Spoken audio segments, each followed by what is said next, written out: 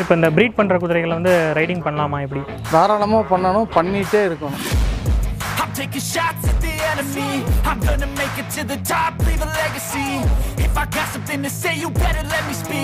இந்த கலர் வந்து பஞ்சகல்யாணின்னு சொல்கிறது. நல்ல பெர்ஃபெக்ட் மார்க்கிங், பெர்ஃபெக்ட் சொல்லியில். இப்போது 18 மந்த் ஓல்டு. இப்போது ரொம்ப பர்ஃபெக்டான குட்டி. நம்ம ஃப்யூச்சரில் ஸ்டெட்டுக்காக இதை ரெடி பண்ணி த்ராட்லாம் பண்ணலாம், தப்புல. நான்லாம் ஓட்டி கடைசியில் த்ராட் பண்ணிவிட்டு கொண்டு வந்து விட்டு ஒரு 2 ஹவர்ஸில் குட்டி போட்ட குதிரைங்களாம் இருக்குது.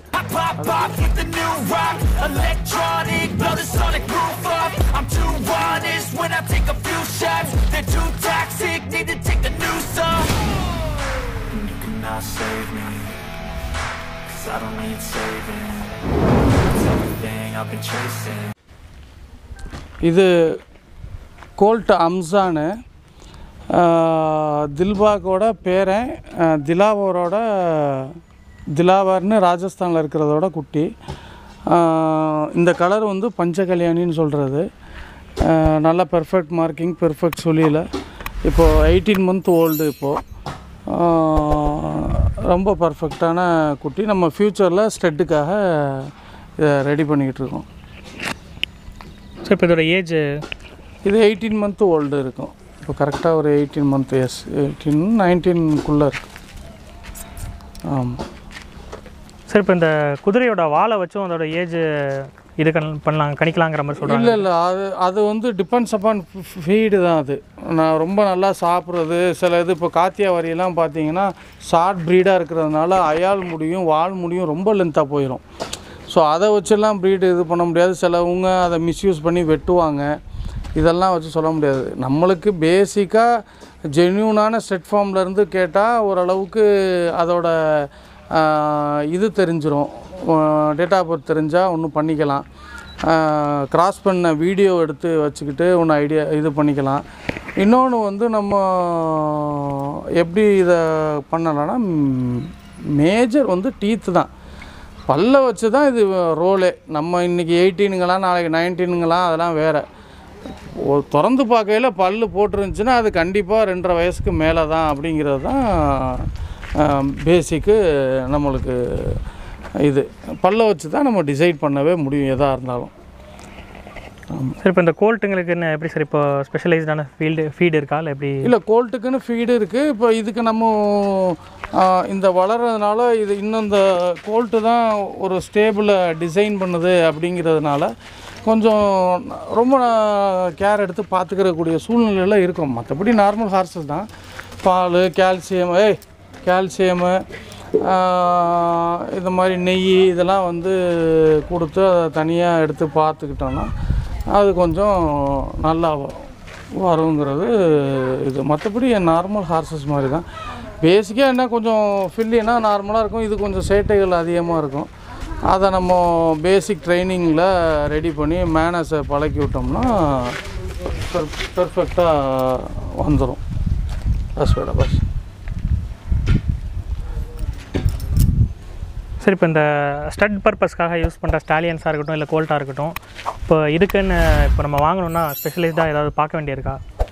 கண்டிப்பாக லென்த்து பார்க்கணும்.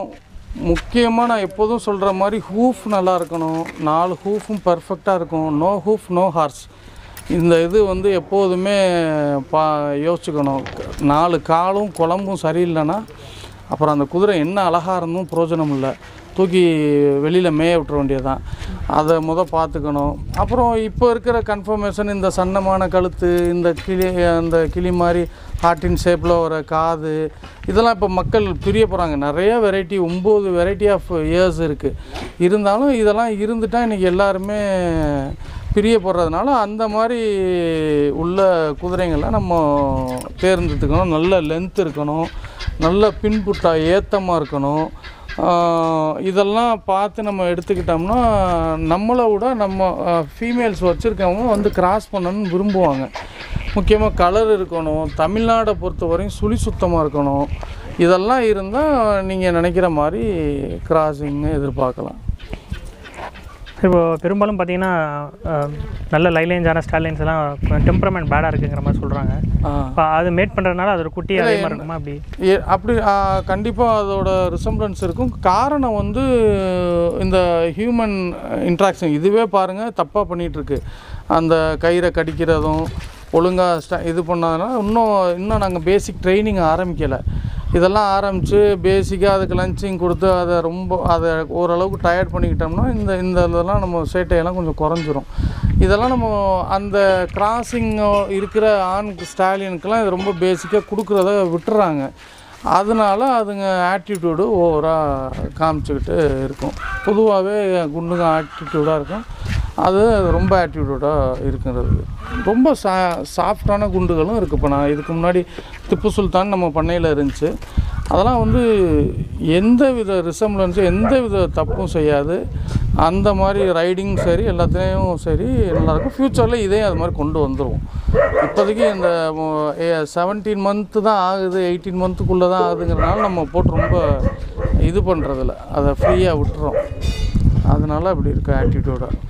சரி, இப்போ மேல் இப்போ கோல்ட்டுன்னு சொல்கிறீங்க. இப்போ இதுக்கு ரீப்ரொடக்டிவ் ஹெல்த்துக்காக எதுவும் ஆக்சுவலாக இது எல்லாமே நார்மலாக அதுக்கு எல்லாமே இருக்குது. இப்போ ரீப்ரொடக்ஷனுக்காக நம்ம வேணால் மேலே அதுக்கு சப்போர்ட்டிவாக இந்த மாதிரி பாதாம் பிஸ்தா இந்த மாதிரி எல்லாம் கொடுக்குறதெல்லாம் அதோட எனர்ஜி பூஸ்டிங்காக தான் இருக்குமே தவிர இன்டர்னலாக போய் எதையுமே நம்ம பெருசாக அதில் மாற்றங்கள்லாம் கொண்டு வர முடியாது. இதுதான் பேசிக். இது நம்ம அந்த கிராசிங் குண்டுகளுக்கு நம்ம எனர்ஜி சப்போர்ட்டிவாக கொண்டக்கல்ல வைக்கிறது, காலையில் ஒரு டம்ளர் கொண்டக்கல்ல வைக்கிறது, இதெல்லாம் வந்து அதோட எனர்ஜி சேவர்ஸாக தான் யூஸ் ஆகுமே தவிர இதற்கு கொண்டு வரலாமே தவிர பெருசாக உள்ளே போய் இன்டர்னலாக நம்ம பண்ணிட முடியாது. இப்போ குட்டிகள் வந்து நல்லா வளரணும் அப்படின்னா அதுக்குன்னு ஸ்பெஷலாக எதுவும் ட்ரைனிங்ஸ் இருக்கா?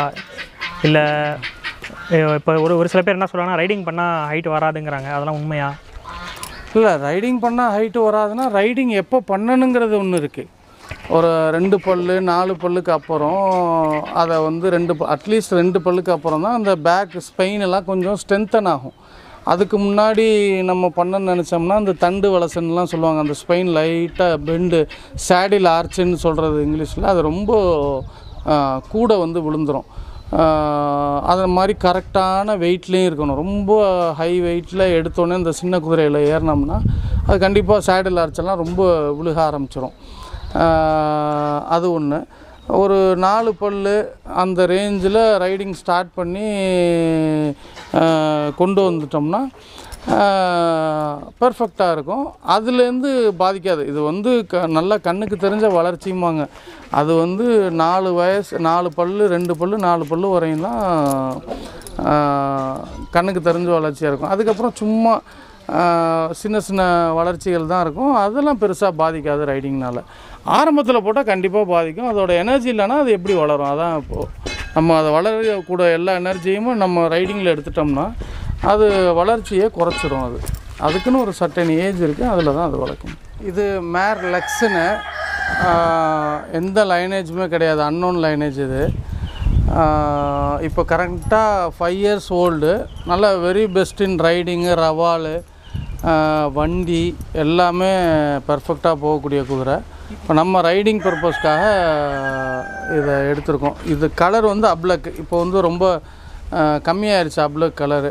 சரி, அதனால் நம்மளுக்கு கிடச்சிச்சு வந்ததுனால அதை வாங்கிட்டோம்.